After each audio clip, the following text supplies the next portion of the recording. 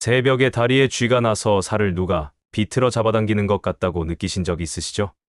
오늘 이 시간, 그 고통을 즉시 줄이는 방법부터 생명을 위협할 수 있는 위험 신호, 그리고 밤마다 되풀이되는 쥐를 근본적으로 줄이는 생활 루틴까지 제 30년 진료 경험을 바탕으로 차근차근 알려드리겠습니다. 여보세요. 구조조묘 다리에 쥐가 너무 심해요. 어느 새벽 응급실 전화기에 들려오던 떨리는 목소리였습니다. 대부분의 다리 쥐는 단순한 근육 경련으로 끝나지만 일부는 혈전이나 급성혈관 막힘, 신경 문제처럼 생명을 위협하는 경고일 수 있습니다. 오늘 영상 한 편이 누군가의 다리를, 그리고 생명을 지킬 수 있습니다. 지난주 68세 박모 어르신이 밤새 다리에 쥐가 나고 아침이 되어도 통증이 가시지 않아 오셨습니다. 다리는 평소보다 따뜻하고 퉁퉁 부어 있었지요. 검사 결과 깊은 정맥 혈전증이었습니다. 조기 치료 덕분에 잘 회복하셨지만 그대로 두었다면 혈전이 폐로 이동해 폐색전증이 될 수도 있었습니다. 반대로 72세 정 어르신은 손자와 무리하게 등산한 뒤 사흘간 쥐가 반복되었습니다. 전해질 불균형과 근육 피로가 원인이었고 치료와 생활 교정 후 한 달 만에 깨끗이 좋아졌습니다. 이렇게 같은 쥐라도 위험 신호인지 단순 경련인지 가르는 기준이 따로 있습니다. 근육은 전기 신호로 수축과 이완이라는 춤을 춥니다. 이 춤을 맞추는 지휘자가 전해질과 혈류, 신경입니다. 갑작스런 과사용으로 과열되거나 수분과 전해질이 모자라 지휘가 흐트러지면 경련 스위치가 켜집니다. 당뇨나 말초혈관 질환처럼 혈액순환이 나쁘면 산소가 부족해 비상벨이 울리고 일부 약물은 전해질 균형을 무너뜨릴 수 있습니다.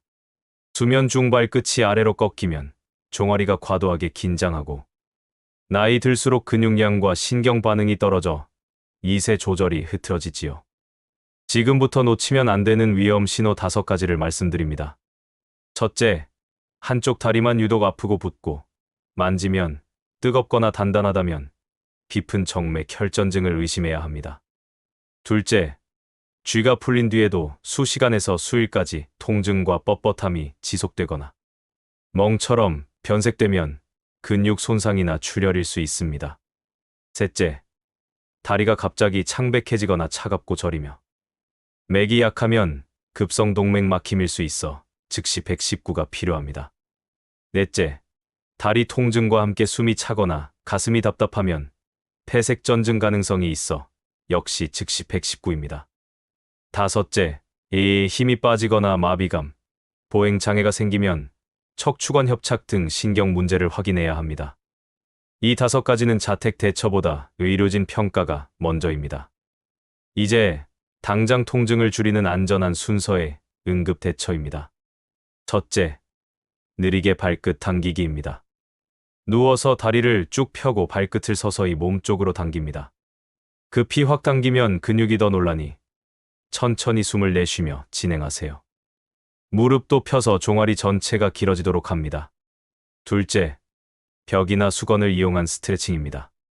발바닥을 벽에 대고 몸을 천천히 앞으로 기울이거나 수건을 발바닥에 걸고 20초 유지를 3회 반복합니다. 셋째, 부드러운 마사지와 온찜질입니다. 발바닥에서 종아리, 무릎 방향으로 살짝 원을 그리듯 문지른 뒤 따뜻한 수건이나 찜질팩을 10분 올립니다. 당뇨나 감각 저하가 있으면 화상을 조심하고 온도는 손등으로 먼저 확인하세요. 넷째, 수분과 전해질 보충입니다. 미지근한 물 한 컵을 마시고 평소 저염식 중이라면 전해질 음료를 소량 또는 바나나 우유 견과류처럼 칼륨 마그네슘이 든 간식으로 보충합니다. 신장 질환 등으로 칼륨을 제한받는 분은 임해 보충을 피하고 담당 의사와 상의하세요. 다섯째, 서서히 걷기입니다. 통증이 가라앉으면 집 안에서 12분 천천히 걸어 다리 펌프를 작동시키세요. 과도한 지압, 강한 주물림, 극단적 스트레칭은 오히려 근육 파열과 멍, 신경 손상을 부를 수 있습니다. 천천히, 부드럽게, 따뜻하게가 원칙입니다. 밤마다 쥐가 재발한다면 2주 예방 루틴을 실천하세요. 첫째, 잠자리 세섭입니다. 발끝이 아래로 꺾이지 않도록 발등 아래에 작은 쿠션을 대고 이불은 가볍게 하여 발을 누르지 않게 하세요. 옆으로 주무시면 무릎 사이에 베개를 끼워 골반과 다리의 정렬을 유지합니다.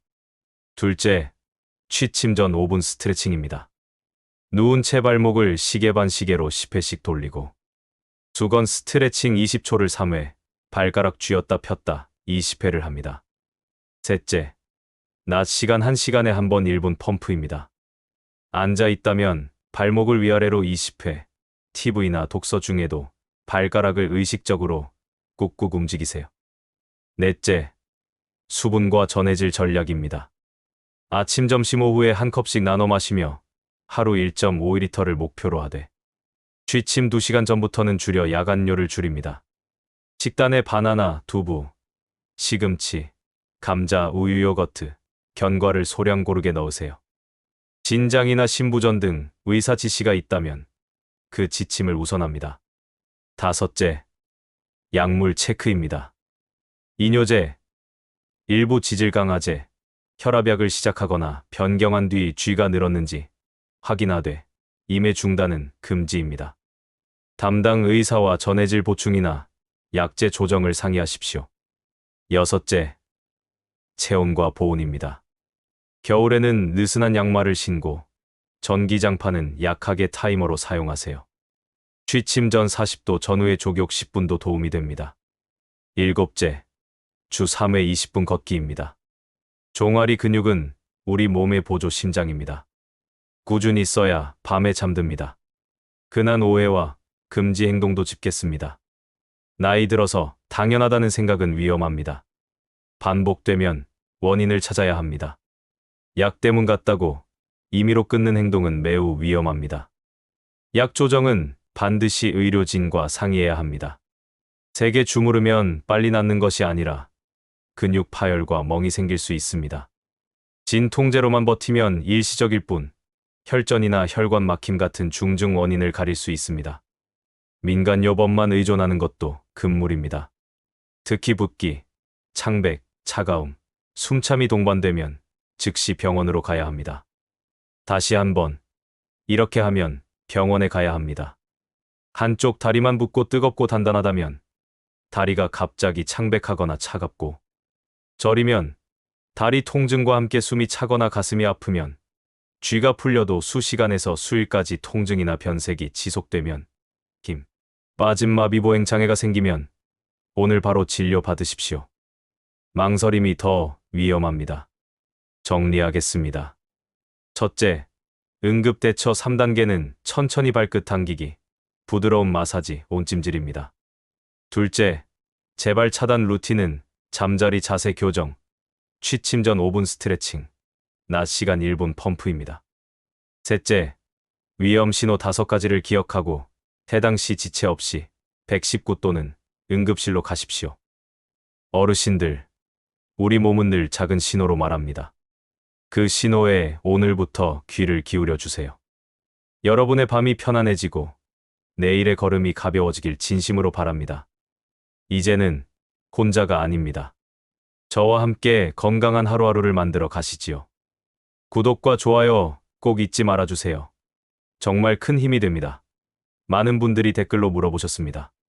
선생님, 응급대처는 이제 알겠는데 밤마다 반복되는 쥐를 어떻게 막을 수 있나요? 오늘은 바로 그 답을 드리겠습니다. 2주만 실천하면 쥐가 확연히 줄어드는 예방 루틴입니다. 작년 가을 74세 김영희 어르신이 진료실에 오셨습니다. 선생님, 밤마다 쥐가 나서 제대로 잠을 못 잔 지가 석 달이 넘었어요. 낮에는 피곤해서 꾸벅꾸벅 졸고 밤만 되면 불안해서 잠이 안 와요. 또 쥐 날까 봐요. 검사 결과 특별한 질환은 없었습니다. 하지만 생활 습관을 하나하나 물어보니 문제가 보였습니다. 물을 거의 안 마시고 잠들기 전에 스트레칭은 전혀 안 하고 이불이 너무 무거워서 발을 짓누르고 있었습니다. 저는 어르신께 오늘 제가 알려드릴 2주 루틴을 처방했습니다. 2주 후 재방문하셨을 때 어르신 얼굴이 환하게 밝아져 있었습니다. 선생님, 신기해요. 열흘째부터는 쥐가 한 번도 안 났어요. 이렇게 푹 자본 게 몇 달 만인지 몰라요. 특별한 약도 비싼 치료도 아니었습니다. 그저 생활 속 작은 습관들을 바꿨을 뿐입니다. 지금부터 여러분도 따라하실 수 있는 7가지 예방 루틴을 알려드리겠습니다. 하나하나 천천히 따라오세요. 첫 번째, 잠자리 세섭입니다. 우리가 자는 동안 몸의 자세와 환경이 쥐 발생에 큰 영향을 줍니다. 제일 중요한 건 발의 위치입니다. 누워서 잘 때 발끝이 자연스럽게 아래로 처지면서 종아리 근육이 짧아진 상태로 몇 시간을 유지하게 됩니다. 이 상태에서 무의식 중에 발을 쭉 펴는 동작을 하면 근육이 갑자기 늘어나면서 경련이 생기죠. 해결법은 간단합니다. 발목 아래, 정확히는 아킬레스건 부분에 작은 쿠션이나 접은 수건을 받쳐주세요. 발등이 약간 위로 올라가는 느낌이 들도록요. 이렇게 하면 종아리 근육이 자는 동안 과도하게 짧아지지 않습니다. 이불도 중요합니다. 두껍고 무거운 이불이 발을 아래로 짓누르면 발끝이 더 아래로 꺾입니다. 가볍고 부드러운 이불로 바꾸세요. 겨울이라 추우시다면 전기장판을 약하게 타이머로 사용하시고 이불은 가볍게 덮으시면 됩니다. 옆으로 주무시는 분들은 무릎 사이에 베개나 쿠션을 끼우세요. 이렇게 하면 골반과 다리의 정렬이 유지되면서 한쪽 다리에 무리가 가지 않습니다. 특히 척추측만증이 있거나 허리 디스크가 있는 분들에게 효과적입니다. 두 번째, 취침 전 5분 스트레칭입니다. 이건 정말 중요합니다. 자기 직전에 종아리 근육을 부드럽게 늘려주면 밤사이 경련이 생길 확률이 크게 줄어듭니다. 침대나 바닥에 편하게 누우세요. 먼저 발목 돌리기부터 시작합니다. 오른발을 들어 올리고 발목을 시계 방향으로 천천히 10회 돌립니다. 그 다음 반시계 방향으로 10회. 왼발도 똑같이 합니다. 서두르지 마세요. 천천히, 최대한 크게 원을 그리듯이요. 다음은 수건 스트레칭입니다. 다리를 쭉 뻗고 누운 채로 긴 수건이나 천을 발바닥에 걸고 양손으로 당깁니다. 무릎은 곧게 펴고요. 종아리 뒤쪽이 시원하게 당겨지는 느낌이 들 때까지 당기되 아픈 정도까지는 하지 마세요. 기분 좋게 당기는 느낌이면 충분합니다. 이 자세로 20초 유지합니다. 숨을 천천히 들이쉬고 내쉬면서요. 10초 쉬고 다시 20초. 총 3회 반복합니다. 마지막으로 발가락 운동입니다. 발가락을 꽉 오므렸다가 쫙 펼치기를 20회 반복합니다. 발가락 근육도 종아리와 연결되어 있어서 이 운동이 도움이 됩니다. 이 3가지 동작을 합쳐도 5분이면 충분합니다. 매일 밤 잠들기 직전에 해주세요. 세 번째, 낮 시간 1분 펌프입니다. 하루 종일 앉아 계시는 분들, 특히 주의하세요. 오래 앉아 있으면 종아리 근육이 거의 움직이지 않고 정맥 혈액이 다리에 고입니다. 이게 밤의 쥐로 이어질 수 있습니다. 해결법은 간단합니다. 1시간에 한 번씩 딱 1분만 발목을 움직여주세요. 앉은 채로 발목을 위아래로 20회 움직입니다. 발끝을 들었다 내렸다 하는 거죠. TV를 보거나 책을 읽거나 컴퓨터를 하면서도 할 수 있습니다. 발가락도 의식적으로 꾹꾹 움직여주세요. 이렇게 하면 종아리 근육이 펌프처럼 작동하면서 정맥 혈액을 심장으로 밀어 올립니다. 혈액순환이 좋아지면 쥐가 날 확률이 줄어듭니다. 가능하면 30분에 한 번씩 일어나서 10초라도 제자리 걸음을 해주시면 더 좋습니다. 화장실 갈 때, 물 마시러 갈 때 의식적으로 움직이세요. 네 번째, 수분과 전해질 전략입니다. 이게 정말 중요합니다. 탈수는 쥐의 가장 흔한 원인 중 하나입니다. 특히 어르신들은 갈증을 덜 느끼고 화장실 가기 귀찮다고 물을 안 드시는 경우가 많습니다. 하지만 수분이 부족하면 혈액이 끈적해지고 전해질 농도가 불균형해지면서 근육 경련이 생깁니다. 목표는 하루 1.5리터에서 2리터입니다. 한 번에 많이 마시지 마시고 나눠서 드세요. 아침에 일어나서 미지근한 물 1컵, 아침 식사 후 1컵, 점심 전후로 각각 1컵, 오후 간식 시간에 1컵, 저녁 식사 때 1컵. 이렇게 하면 자연스럽게 1.5리터가 됩니다. 단, 취침 2시간 전부터는 수분 섭취를 줄이세요. 밤에 화장실 가느라 자주 깨면 수면의 질이 떨어지고 그게 또 쥐를 유발할 수 있습니다. 전해질도 중요합니다. 특히 칼륨, 마그네슘, 칼슘. 이 세 가지가 근육 수축과 이완을 조절합니다. 식단에 이런 음식들을 골고루 넣으세요. 바나나는 칼륨이 풍부합니다. 하루에 반 개에서 1개 정도가 적당합니다. 두부, 시금치, 감자도 칼륨이 많습니다. 마그네슘은 견과류에 많습니다.